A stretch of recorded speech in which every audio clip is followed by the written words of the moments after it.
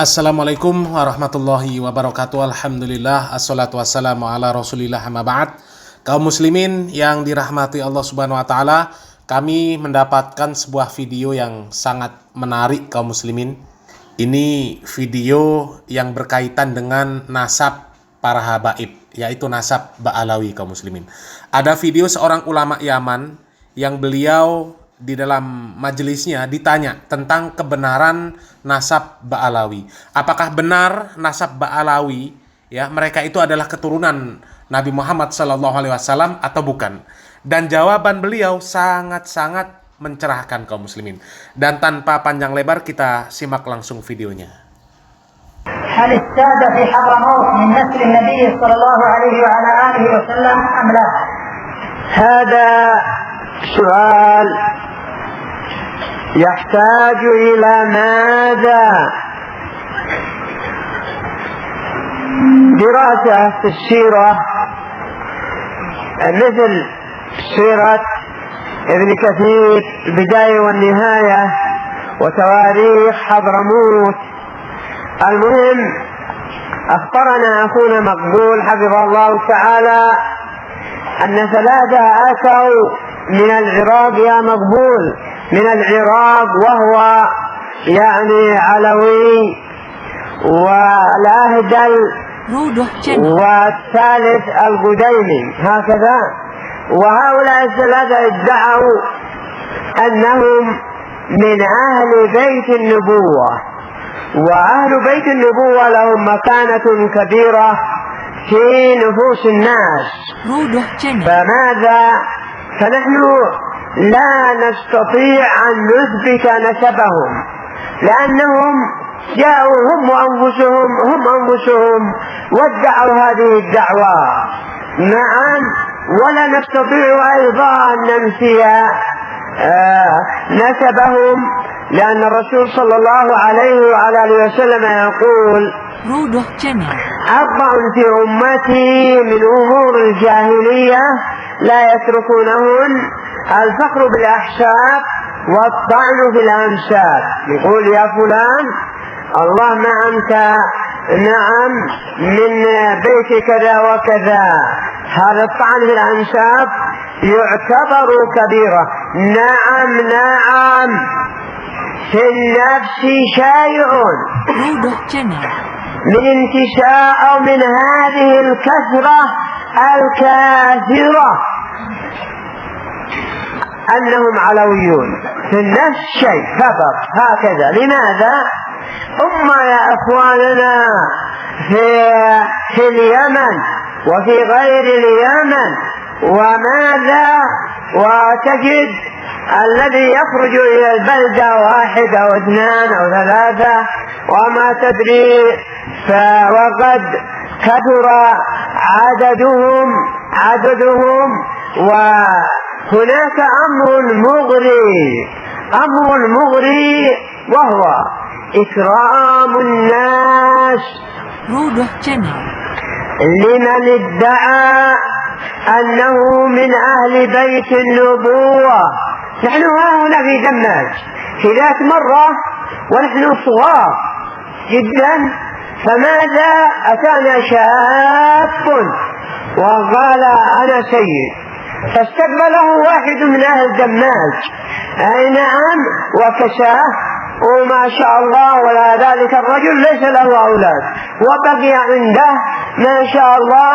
ثم انتهى الحال وإذا هو جزار من جزر سابين أو رازح، قد نسيته. المهم من جزر بلاد خولان.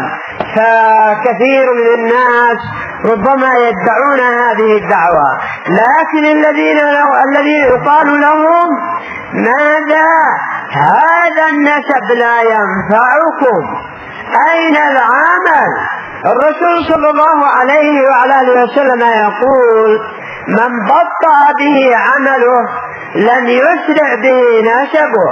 ويقول أيضا كما في الصحيح من حديث عمرو بن العاص: ألا إن آل بني فلان ليسوا بأوليائي، إنما ولي الله ورسوله والمتقون.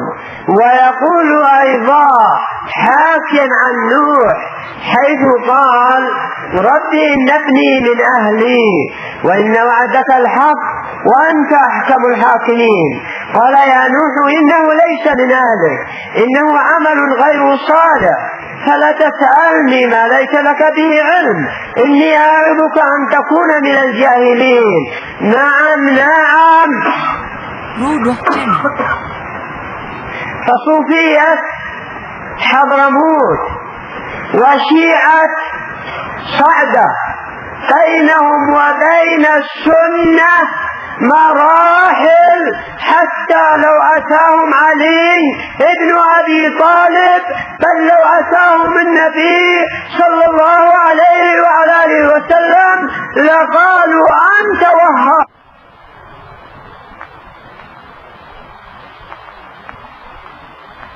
الموتى يدعون غير الله يعتقدون للأولياء أنهم ينفعون ويضرون مع الله أو من دون الله، يحتاجون إلى ماذا؟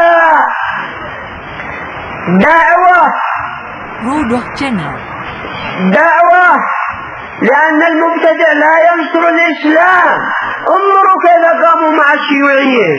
أهل صعدة لا أعني أهل صعدة كلهم، أعني الشيعة من صعدة والروافض من صعدة، وكذلك أيضا الصوفية في حضرموت قاموا مع ماذا؟ ومن مع الشيوعية ومن أبى إلا أن يستمر على بدعته قلنا له ارحل إلى إخوانك بإيران لا تسعك اليمن. وقد ذكرنا نحو هذا في إرشاد الفطن إرشاد ذوي الفطن لإبعاد غلاة الروافض من اليمن. Nah, kaum muslimin yang dirahmati Allah Subhanahu wa taala, itu tadi suara dari Syekh Mukbil rahimahullah, Syekh Mukbil bin Hadi bin Qadiyah Al-Hamdani Al-Wadi'i Al-Khilali.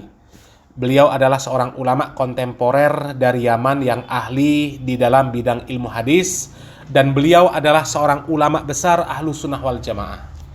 Beliau dahulu berguru kepada Syekh Abdul Aziz bin Abdullah bin Bas, Syekh Muhammad Nasiruddin Al-Albani, Syekh Abdullah bin Humaid, Syekh Muhammad As-Sabil, Syekh Abdullah Aziz Ar-Rashid, Syekh Yahya Al-Bakistani, Syekh Muhammad Abdullah As-Samali, Syekh Muhammad Hakim Al-Misri, dan Syekh Muhammad bin Abdul Wahab Al-Misri.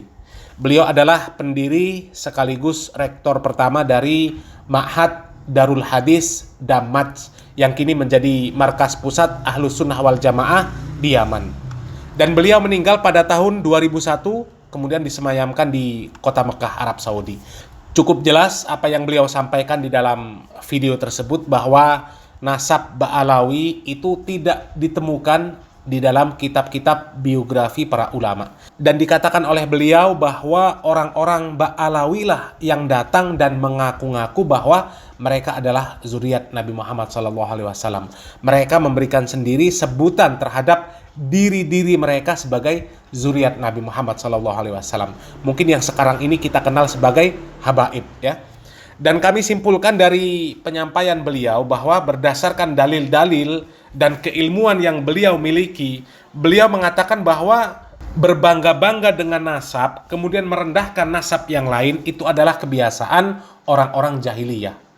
Dan sekarang kita lihat, para habaib ya seperti itu, ya. Luar biasa mereka ini berbangga-bangga dengan nasab yang mereka akui.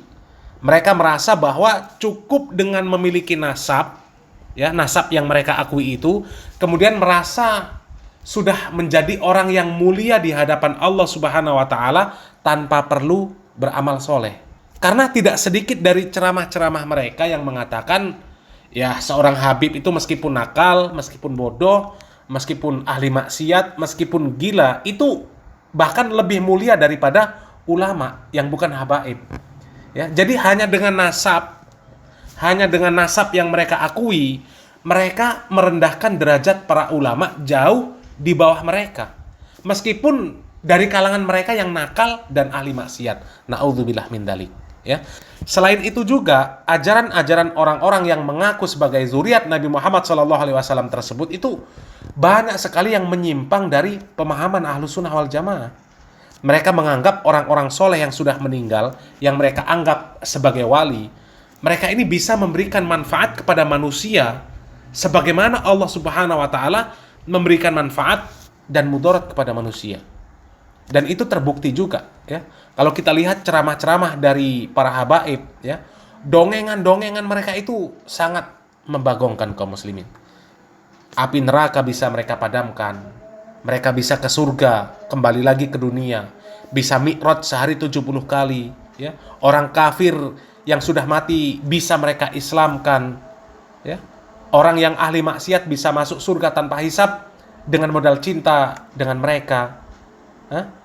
Intinya apa yang disampaikan oleh Syekh Mukbil tentang nasab Ba'alawi yang mengaku-ngaku sebagai keturunan Nabi itu semuanya terbukti, ya. Dan yang lebih penting dari itu semua kaum muslimin, sebenarnya bukan masalah benar atau tidak nasab Ba'alawi, ya, tapi bagaimana agama mereka. Benar pun kalau mereka keturunan Nabi Muhammad SAW, kalau ajaran mereka penuh dengan kesyirikan, penuh dengan bid'ah dan khurafat, maka tidak akan ada gunanya di hadapan Allah Subhanahu wa taala, sebagaimana penjelasan Syekh Mukbil di dalam video tersebut, ya. Salah satunya beliau mengutip hadis, ya, waman bata'a bihi amalu lam yusrik bihi nasabu.